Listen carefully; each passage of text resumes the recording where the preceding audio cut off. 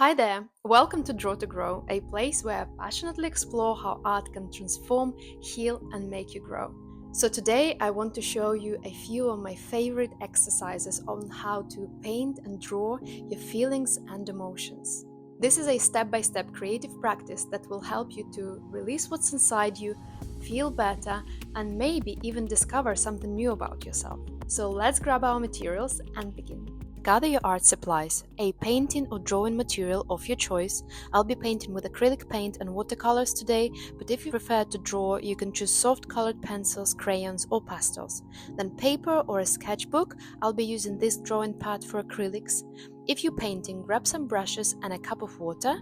Optional extras would be a notepad and any magazine with text that you can cut out. Take a moment to connect with how you feel. Start by breathing deeply.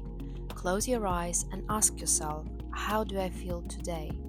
Find the most noticeable sensation. Where is it placed in your body? If this sensation had a shape or a color, what would it be? Try to feel its texture, temperature, and weight. Now let's bring your feelings onto the paper. If you're using paints like me, try to intuitively pre-select a few colors quickly without overthinking. Stay connected to the sensation in your body and start painting simple shapes, and use the colors that correlate with how you feel. So, for example, if you feel warm and happy, try some earthy pastel colors and rounded shapes that feel smooth. For heavy feelings, you may choose darker tones, create shapes that feel heavy. For frustration or anger, maybe your shapes will be spiky, or perhaps you'll press harder on your material or even rip the paper. Continue building the initial shape or add more shapes and lines. They can intersect each other. Just allow your hand to guide you rather than choosing what to draw with your logic mind.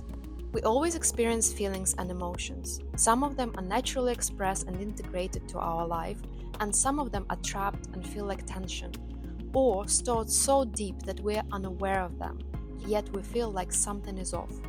That's the beauty of therapeutic art. It allows us to release blocked energies and feel more whole by experiencing the full palette of our feelings.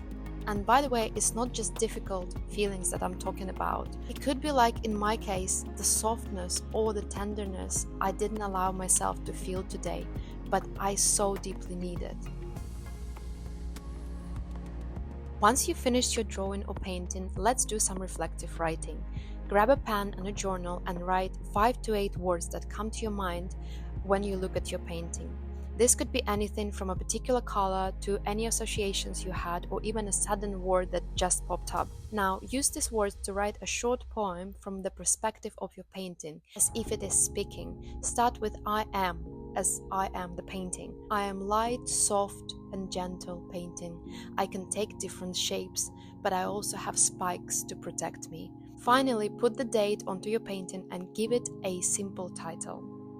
You can stop here if that feels complete, or you can go further with me in the next exercise, which is specifically designed for watercolors. Instead of drawing shapes, start by slowly moving your brush across the paper and see where it takes you.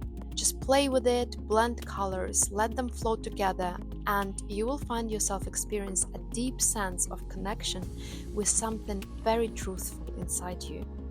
Watercolor is the most fluid and unpredictable medium. It's difficult to control, and that's exactly what we need today. You quieten the logical mind that wants to control everything, and you allow your subconscious to emerge. Approach your painting with curiosity as if you were watching a film, and let your hand and not your thinking mind be the director. You'll be surprised at things your unconscious mind will tell you through art. When you've finished, you can either repeat the reflection exercise from earlier or try something new, intuitively cutting out words and phrases from a magazine. Flip through the pages and notice which words stand out to you. Instead of choosing words that fit your painting, do the opposite. Cut out any words that simply feel right. Then once your painting is dry, glue them onto the paper. We are not searching for clear answers or structured thoughts. Instead, we're embracing uncertainty and abstraction. This one really took me deep, guys. What about you? When you're finished with your drawings, place them in a visible place at your home and keep it there until it feels like love. You'll know what I mean.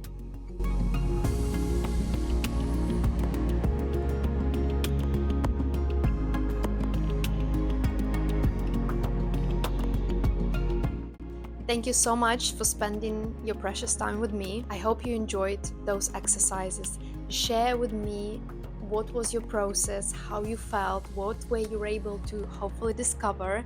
How did you like this? Give me a like if you did enjoy it, and subscribe to this channel if you want to see more videos like this. And see you next time. Bye!